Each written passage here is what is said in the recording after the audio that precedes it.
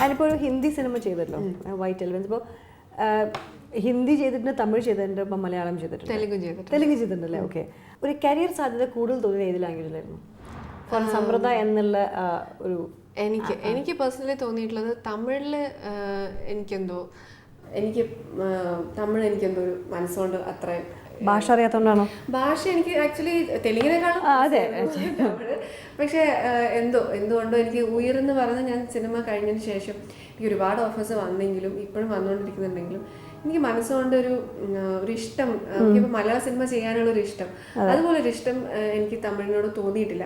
എനിക്ക് തോന്നുന്നു തെലുങ്കിൽ നമ്മൾ ഒരു ടെൻഷനും ഇല്ലാതെ ഞാൻ ചെയ്ത സിനിമയാണ്. ബിക്കോസ് എവിടെ ഹിന്ദി എന്ന സിനിമയുടെ പേര്. ഡോക്ടർ രാജശേഖർ ആയിരുന്നു ഹീറോ. ഹിന്ദി എനിക്ക് കുറച്ചുകൂടെ ഞാൻ വൈറ്റ് എലിഫന്റ് ചെയ്ത അത് ശരിക്കും ഒരു ബോളിവുഡ് ഫിലിം, മൾട്ടിപ്ലെക്സ് മൂവി. പക്ഷെ കൂടുതലും കേരളത്തിൽ ഷൂട്ട് ചെയ്തത് കാരണം മലയാളികളുടെ ഒരു കൂട്ടം തന്നെയായിരുന്നു അവിടെ ഉണ്ടായത്. അതുകൊണ്ട് എനിക്കൊരു ഹിന്ദി ഫിലിം ചെയ്തൊരു ഫീലൊന്നും ഇല്ലായിരുന്നു. പക്ഷെ എനിക്ക് തോന്നുന്നു ഞാൻ ലാംഗ്വേജും കുറച്ചുകൂടെ കംഫർട്ടബിൾ ആയിരുന്നു. അച്ഛൻ ബിസിനസ് ആണല്ലേ? അച്ഛന് ഹോട്ടൽ ബിസിനസ് ആണ്. കണ്ണൂർ അച്ഛന് ഒരു 3 റെസ്റ്റോറൻറ്റ്സ് ഉണ്ട്. താങ്കൾ അതിനെ കുക്കിങ്ങിനൊക്കെ ഇൻട്രസ്റ്റ് ഉള്ള ആളാണോ? അവർ ഏതിലേക്ക് പോകില്ല, എന്നെ അടുക്കള കയറ്റാറില്ല എന്ന് പറയുന്നതായിരിക്കും സത്യം. ബിക്കോസ് അമ്മയുണ്ട് അമ്മമ്മയുണ്ട്, ഇവർ രണ്ടുപേരും ഭയങ്കര എക്സ്പേർട്സ് ആണ്. അപ്പൊ പിന്നെ ഞാൻ അവിടെ ചെന്ന് എന്തെങ്കിലുമൊക്കെ അതുകൊണ്ട് എന്നെ ഏരിയയിലേക്ക് അടുപ്പിക്കാറില്ല. നിങ്ങൾക്ക് അറിയുന്ന ആക്ടർ പറഞ്ഞേ കേരളത്തിലെ ഏതൊരാൾക്കും സമ്മർദ്ദം കണ്ടാൽ കല്യാണം കഴിക്കാൻ തോന്നും. താങ്കൾക്ക് അങ്ങനത്തെ ഒരുപാട് ഈ ഫാൻ മെയിലൊക്കെ വരുന്നുണ്ടാവില്ല, ഇതൊക്കെ എങ്ങനെ ഹാൻഡിൽ ചെയ്യണേ? ഈ ചോരയിലൊക്കെ എഴുതിയിട്ടുള്ള ലെറ്ററൊക്കെ വരും. അത്രയും വയലൻസ് ഒന്നും കണ്ടിട്ടില്ല ഞാൻ. പക്ഷെ ഭയങ്കര സ്നേഹത്തോടെ വിളിക്കുന്നതും കത്തെഴുതുന്ന ആൾക്കാർ ഇഷ്ടം പോലെ. എന്നെ ഒരു ഫാൻ എപ്പോഴും വിളിക്കും എൻ്റെ അടുത്ത്. എന്നിട്ട് ഈയിടെ വിളിച്ചപ്പോൾ എന്നോട്, തമിഴനാണ്, ചെന്നൈയിൽ എവിടെയോ ആണ്, ഏതൊരു വീട്ടില് ജോലിക്ക് നിൽക്കുകയാണ്. അപ്പം എന്നെ എങ്ങനെ അറിഞ്ഞു, എന്നെ എങ്ങനെ ഇത്ര ഇഷ്ടമാവാൻ കാരണം നിന്ന് എനിക്കറിയില്ല. അയാൾ തമിഴനാണ്, പക്ഷെ മലയാള സിനിമകൾ കാണും. ഉയർ കണ്ടിട്ടാണ് എന്നെ ആദ്യമായിട്ട് അറിഞ്ഞത്. അതിനുശേഷം എന്നെ എന്നും എവിടെ നിന്ന് നമ്പർ കിട്ടിയതെന്ന് എനിക്കറിയില്ല, എന്നെ എന്നും വിളിക്കും. അപ്പൊ ഈയിടെ വിളിച്ചപ്പോൾ എന്നോട് പറഞ്ഞു, ഏതൊരു ഇന്റർവ്യൂ TV കണ്ടു, എന്നെ പറ്റി ഏതെങ്കിലും ഒരു അതിന്റെ ഹോമേജ് ആണല്ലേ.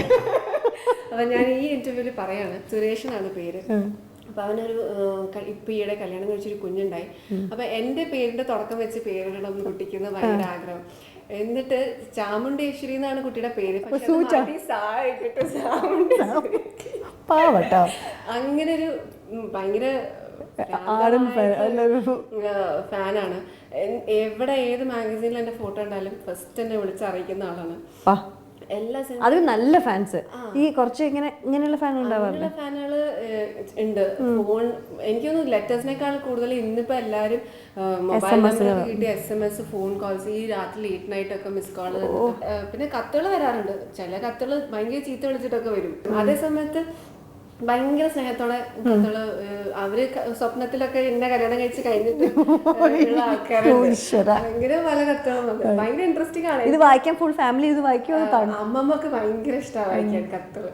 എനിക്കൊന്ന് കത്ത് വന്നാൽ ഫസ്റ്റ് അമ്മമ്മ എനിക്ക് വായിക്കുക, പിന്നെ അനിയത്തിക്കും ഞങ്ങൾക്കും ഇഷ്ടമാണ്. ഒരു ആക്ടറിന്റെ സിനിമ വന്നു കഴിഞ്ഞാൽ, അല്ലെങ്കിൽ ഇന്ത്യയിലെ ഏത് ഭാഷയാണെങ്കിലും അത് കണ്ടിരിക്കും എന്നൊരു നടനുണ്ടോ, അല്ലെങ്കിൽ ഒരു നടിയുടെ സിനിമ മിസ് ചെയ്യാതെ കാണുന്ന ഒരു ഫാൻ എന്ന് പറയാൻ പറ്റില്ല, but you like that way of acting, അല്ലെങ്കിൽ അങ്ങനെ ഒരു മെത്തേഡ്? ഞാൻ പറഞ്ഞു, എനിക്ക് നന്ദിതാദാസിന്റെ സിനിമകൾ ഭയങ്കര ഇഷ്ടമാണ്. അതുപോലെ ശോഭന ചേച്ചി പണ്ടത്തെ സിനിമകൾ എല്ലാം ഇപ്പോഴും ആസ് എ ഡാൻസർ ഞാൻ ഒരുപാട് ഞാൻ അഡ്മയർ ചെയ്യുന്ന ഒരാളാണ്.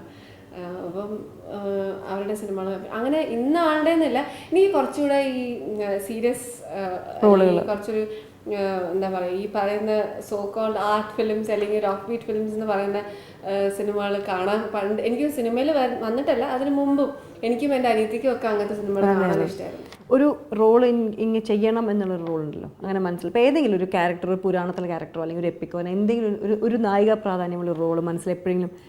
എനിക്ക് ഇന്ന രീതിയിലൊരു റോൾ ചെയ്യണം എന്ന് ഞാൻ ചിന്തിച്ചിട്ടില്ല. പക്ഷേ കുറച്ചൊരു ബോൾഡായിട്ടുള്ള ക്യാരക്ടർ, ഇപ്പോൾ കന്മതത്തിലെ പോലെ അങ്ങനെയൊക്കെയുള്ള, ഞാൻ കൂടുതലും ഭയങ്കര അയ്യോഭാവം പെൺകുട്ടികളുടെ ക്യാരക്ടേഴ്സാണ് കൂടുതലും ചെയ്തിട്ടുള്ളത്. അപ്പം ഇന്ന ആർട്ടിസ്റ്റ് ചെയ്ത പോലെ ഒരു റോൾ നല്ല ഒരു നല്ല പെർഫോമൻസ് ഓറിയന്റഡ് ആയിട്ടുള്ള ഒരു നല്ല ഡയറക്ടറെ കീഴിൽ അങ്ങനെ ഒരു സിനിമ ചെയ്യണം. അത് നാച്ചുറലി ഏതൊരു ആക്ട്രസ് അതുപോലെ തന്നെ എനിക്ക് കല്യാണം കഴിക്കാൻ പോകുന്ന ഒരാള് ഉണ്ടാവുന്ന ഒരൊറ്റ സ്വഭാവം എന്താ വേണ്ടത്?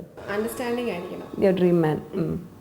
അത് പറയുമ്പോൾ തുടങ്ങുമ്പോൾ കുറെ ഇങ്ങനെ വരും, ഒന്നിലും ഒതുക്കാൻ. പക്ഷെ ആരെങ്കിലും കണ്ടിട്ട് തോന്നിയില്ല ഇയാളേക്ക് കല്യാണം കഴിക്കാൻ തോന്നുന്നു? തോന്നിയിട്ടില്ല. അയ്യോ അത് വലിയ കഷ്ടമാണ്.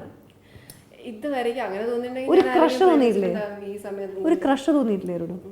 ഓക്കെ, ഒരു ഇൻഡസ്ട്രി ഇപ്പോൾ ജോൺ എബ്രഹാം, ഞാൻ ഒരു എക്സാമ്പിൾ പറയാം. അത് കയ്യെത്താതെ ദൂരത്ത് അങ്ങനെ നോക്കുകയാണെങ്കിൽ ഒരു നീണ്ട ലിസ്റ്റ്.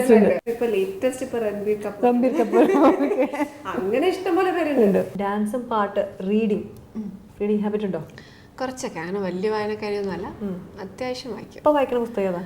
ഇപ്പൊ വായിക്കുന്നത് ഖാലിദ് ഹുസൈനിയുടെ 1000 Planets. ഓക്കെ, അതാണ് ഇപ്പൊ വായിച്ചോണ്ടിരിക്കുന്നത്. പക്ഷെ അതിനൊക്കെ സെറ്റിലൊക്കെ പോയി നിങ്ങൾ കളിയാക്കില്ല? പുസ്തകം വായിക്കില്ല, സെറ്റിൽ കൊണ്ടുപോയില്ല.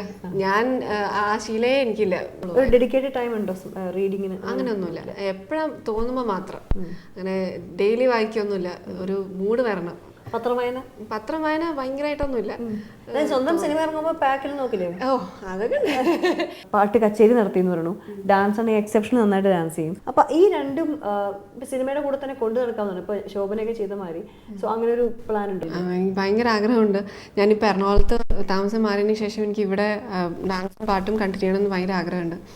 ഇപ്പം കുറച്ച് നാളേക്ക് ഷൂട്ട് ഇല്ലാണ്ട് ഞാൻ വീട്ടിലിരിക്കേണ്ട സമയം. അപ്പോൾ ഇത്രയും ഒരു ഇതിൽ ഇപ്പോൾ കുറച്ച് തിരക്ക് ഒഴിഞ്ഞ സമയത്ത് ഞങ്ങൾ തിരക്കിൽ അല്പം നേരത്തിൽ വന്നതിൽ വളരെ വളരെ സന്തോഷമുണ്ട്.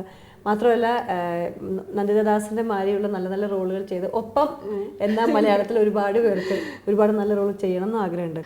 Thanks lot. എനിക്കും ഇത്ര നേരം സ്പെൻഡ് ചെയ്യാൻ പറ്റിയതിൽ ഒരുപാട് സന്തോഷമുണ്ട്. Thank you.